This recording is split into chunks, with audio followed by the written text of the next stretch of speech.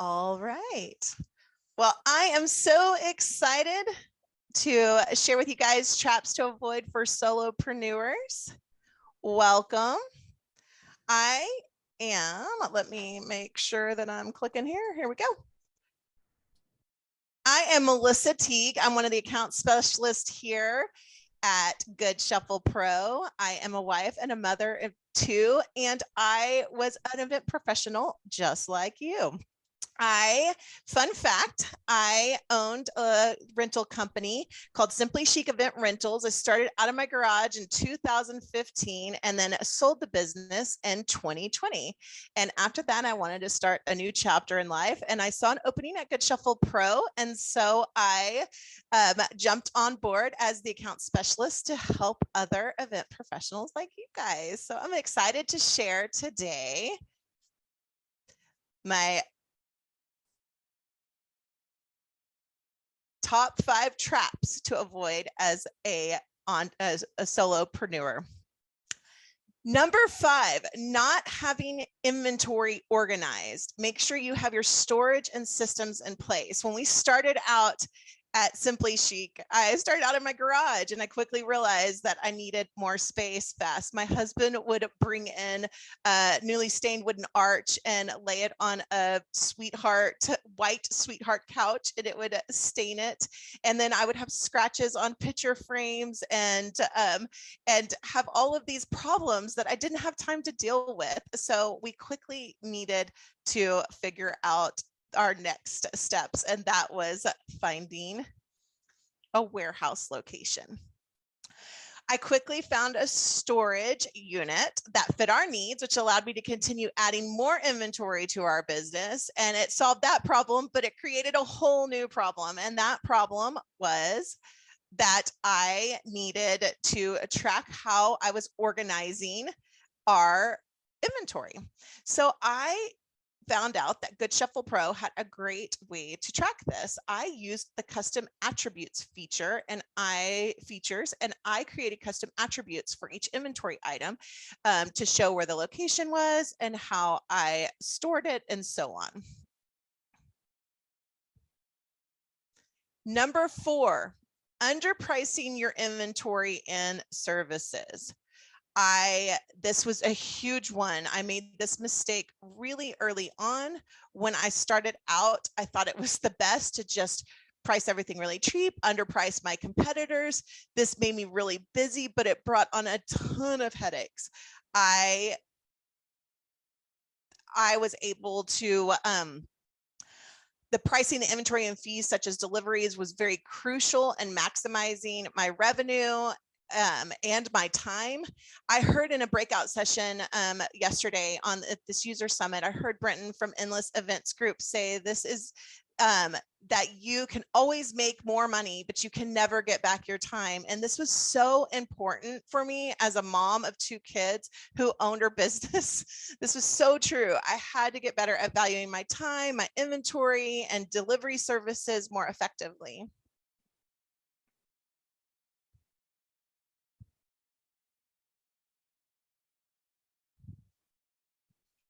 This is where Goodshuffle Pro was very helpful in this. I received a tip from another Goodshuffle Pro vendor on how to value my time and inventory. I quickly created a service charge that I added to all contracts. This service charge covered the cost of my labor, helped me organize covered the labor and organization and the prep for delivery. It also provided the extra funds to allocate where I needed.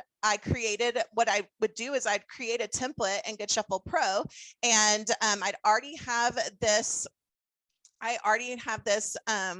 The service charge added to the template, and then I could duplicate it so that I could make sure this service charge was on all of my contracts that I had moving forward.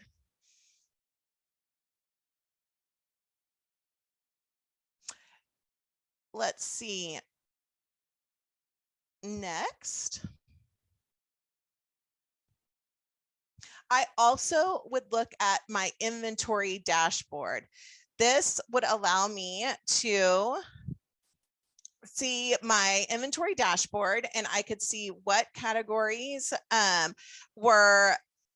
which was renting fast, what categories were selling the most, and so on. And it really helped me be able to plan the offerings that I knew were in demand, so I knew how to plan moving forward.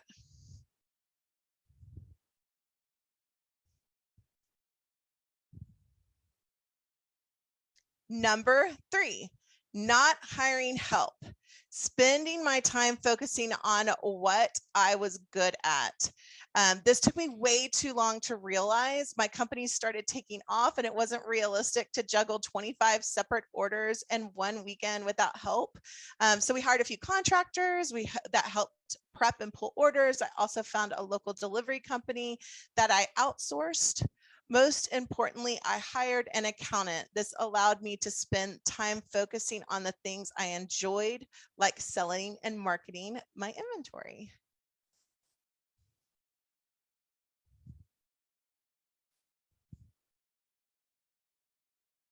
Goodshuffle Pro, once I hired these employees, it was really nice to have tools within Goodshuffle Pro to manage them. Anything that came to do with taxes, I hated taxes. I didn't want to mess with taxes. I felt like I didn't really know what all I needed. So the accountant helped me with that.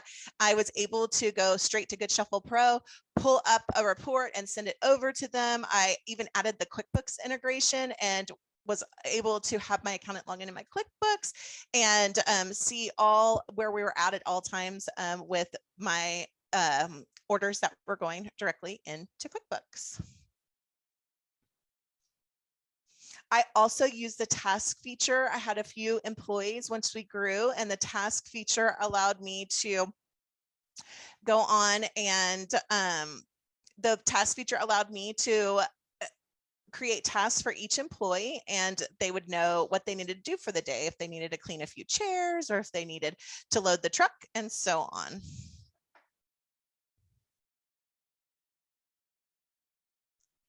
Number 2, not making friendors. Friendors is a buzzword that that we like to say around here for vendor partners.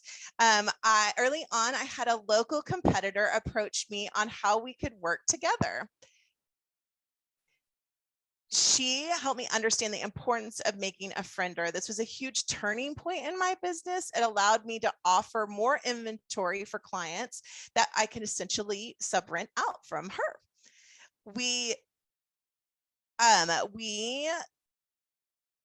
She focused more on the corporate side of the events, and I focused more on the wedding side of events. So we shared a lot of best practices. One of the things I shared with her was when I found Goodshuffle Pro. And so I referred her to Goodshuffle Pro, and she is now a client of Goodshuffle Pro today.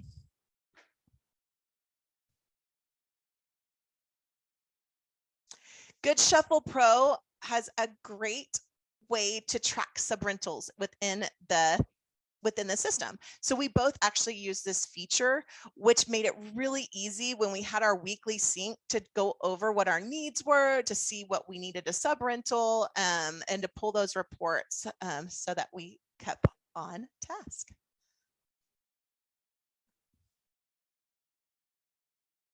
The number 1 trap is not having a website. I could talk about this one for hours.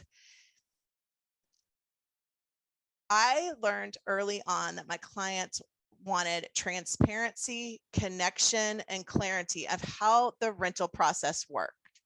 I chose to build my own website through a website builder called Squarespace. Squarespace provided me templates to just plug in my information. I was able to display a bio about myself, my family. I was able to share our values and how the rental process even worked. That I would receive from clients often is, how does this work? How do I pick up? How do I see your inventory, and so on. The only thing I was missing that they were requesting the most was to see an online catalog of my inventory and to see pricing and so on. This option was requested regularly. So naturally, when Goodshuffle Pro released their website wishlist integration, I jumped at the opportunity to add this feature to my newly built Squarespace website. This feature saved me time. It helped direct my clients to the website to build their own quote, AKA what we call a wish list. This wish list integration was $59 a month, so it was super affordable, but it was a 24/7 lead generator. This doubled the amount of inquiries I was receiving. But my favorite thing about this was I still got to meet with my clients. That was like one of my favorite things when I was the business owner of Simply Chic. I loved getting to know the people. I loved seeing their visions and helping them build their weddings. And so what I would do is I would direct them to the website. I would say, hey, go make your wish list. Let's see what you're kind of thinking before we meet. And they would create their list. I would have something to go off of when we met. It would help maximize our time, and it would also allow me to strategize upsell opportunities. This was the turning point of my company and was what truly allowed me to be able to scale. Those are my top 5 tips. I wanted to add one more. I've enjoyed attending this user summit so much that I feel like I should have added on there.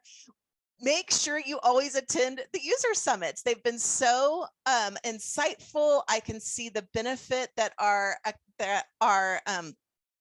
users are getting to learn from each other and know the best practices out in the industry. I think it is so exciting to see that come together. As you know, we have our Goodshuffle help. So if you've seen any features here on Goodshuffle, or if you've seen any features that I've shared in this presentation today, you can always go to helpgoodshuffle.com and you can search for them. Also, we are always monitoring chat and would love to help answer your questions. And we do training. So I'd love to connect with you in a training, a one-on-one screen share session. And I can show you some of the tips and tricks and things that benefited me when I had my business.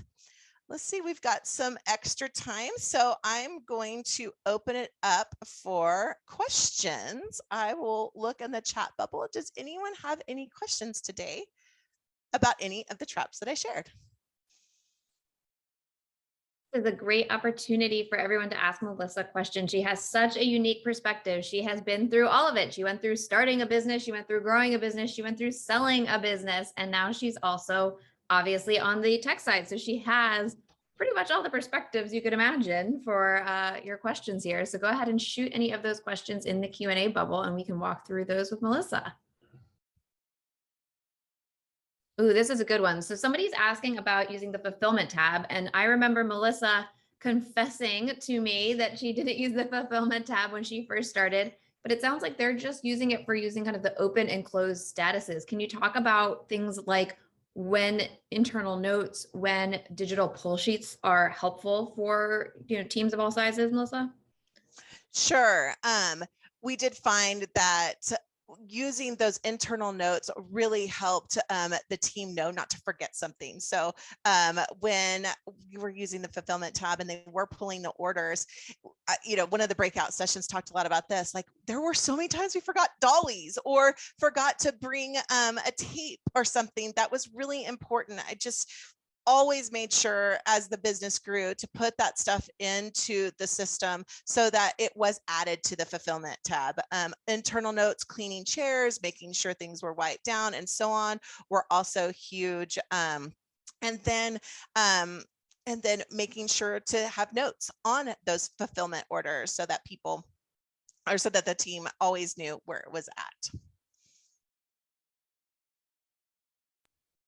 I love that. I mean, you can obviously for things that are items, you can have them also be internal accessories, but for the notes about cleaning and stuff, I think that is so huge. You need to really make sure that people are empowered to know how to set things, how to clean things. Did you leave those notes for when you employed your husband as one of your helpers, Melissa? No, I should have. I would have probably left him a little bit more detailed notes because he got a little sloppy sometimes. So What other questions I would love to help answer? So we have one here about marking a whole delivery as off. So do you want to talk, I mean, again, coming back to the fulfillment tab, of course, you want to make sure that you are actually marking every delivery. So each place you're going. So do you want to talk about how people can set up their pull sheets in a custom way for that, Melissa? I mean, yes, you might have to clarify that a little bit. What I did with my pull sheets is that I always printed specific pull sheets for my delivery drivers that had the address on it. I liked using the pull sheets by category so they knew what they were delivering. And I use the Google Calendar integration. So we always knew what times that people were delivering, and I could kind of see that process as it went through. Does that help answer the question? I want to make sure that I'm fully. Yeah, I think someone's asking a little bit like a truck delivery, which, we don't have like a way to mark a whole truck, but my advice would be to use Cecilia to make sure that you're actually having them mark off the deliveries of the items, because one of the reasons that the digital pull sheets work so well is that it enforces people to look through the whole list. So when Melissa's talking about, don't forget the chair pad that comes with the chair, things like that, if you have those on your digital pull sheet, they're actually checking to make sure that those things are getting delivered. And then you can see in the logs who did that and what time they did it. So it avoids that kind of skipping a step and saying like, yeah, we're done, we delivered. It's better to actually say, now you can select the top of the list and just do it all at once. So if you want to allow that as part of it, you can do that. But, rather than saying, okay, this whole thing is delivered, I would encourage you can sort based off of the trucks, based off of internal notes, and say, okay, I can see that 3 of the 4 deliveries on that truck have been delivered. And we can go over that. We've talked a little bit about our customizable columns. One of the things I would do for that is have your pull sheet as a column, and you can actually click on the top of it and it'll automatically order them based off of which ones have all of the check marks done. So for example, it would show me then what are my delivered projects at the top versus the ones that are still in process. And so, Melissa mentioned that when she was doing it, she was still printing them. Obviously, one of the goals would be to have people actually use it digitally, because then that way you'll be able to see in real time what's delivered. If they mark it on a paper, there's no true way to know. So someone was asking about delivery and installers. Yes, you can assign them a job. So all you have to do is go into the top of a project and click team and then add them to that project. Any limited users only see the projects they're assigned to. So it creates an automatic schedule for them. They're going to come in and they're going to see only the jobs they've been assigned to that you assigned them to. Awesome question, guys. Keep them coming. Any other questions? Cecilia, it sounds like we should set up a chat for you with one of our customer success reps so we can show you exactly what we mean. When you're talking about pulled and loaded on a truck, you want to make sure that you are marking those either on the pull sheet, or if you wanted to have that in the notes, you can, but I would recommend making sure that they're marking that delivered on the pull sheet for that job. Any other questions from our audience? Anything for Melissa about things she learned along the way in growing her business? You mentioned the sub-rental features. We've got somebody asking, what's the easiest way to do that? Were you using the aggregate pull sheet, for example, Melissa, or were you using the sub-rental dashboard when you would go over those? I would use the sub-rental dashboard. We'd actually both pull it up, sit together in our meetings and go over the needs and just make sure we were all set for the week.